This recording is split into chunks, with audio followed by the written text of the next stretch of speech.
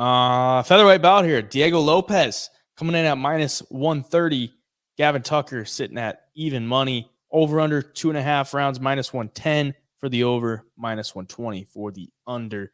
Diego Lopes is he got somewhat of the hype train behind him based off his last performance in his UFC debut against Movsar Evloev on short notice on a pay-per-view card against the undefeated Movsar. Nearly submitted him multiple times. The jiu-jitsu was on point, but not on point enough to get the sub. But, you know, you kind of look at him and he's kind of got a funny haircut. Everyone makes fun of him for it. But at the end of the day, the guy's got some skills. He's a fun fighter to watch. And Gavin Tucker being 37 years of age here, he's coming back after a bit of a layoff. His last fight was against Dan Ige, and he got knocked out in 22 seconds, and that was over 2 years ago. So kind of weird that he's coming back after that. I don't know what the career trajectory is looking like for him. He's 4-2 in the UFC. It's not like he's some scrub.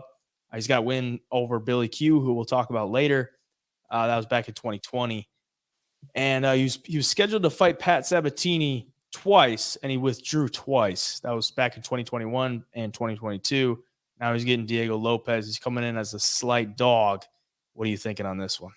Diego Lopes is such a fan favorite, and I understand it. Like, he fights a fun fight when he's out there. You know, he's pretty decent on the feet. He throws hard, and off his back, you know, he's always fishing for submissions. Almost had Evloev a couple of times there with the knee bar and then the triangle and everything in the first round.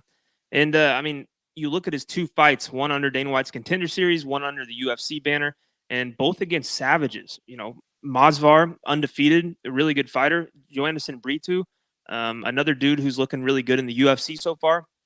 But the one thing in each of those fights is he was taken down over 3 times, which is concerning against Gavin Tucker, because Tucker has good takedowns and he's strong and, you know, is decent with his control. But being 37 years old now for Tucker, 2-year layoff, coming off of a nasty knockout to Dan Ige where you were completely flatlined, it makes me really, really like the younger fighter here, which is Diego Lopes, and especially a guy who's dangerous anywhere this fight goes, on the feet, off his back, on top. I mean, the grappling and the jiu-jitsu game of Diego Lopes is really, really good. You can just tell.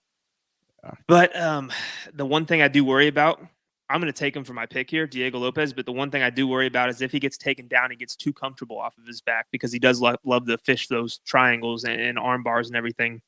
And sometimes that looks bad to the judges. If it goes to decision, he's lost 2 decisions in a row. It does go to decision, and Gavin Tucker is the one on top for most of the fight.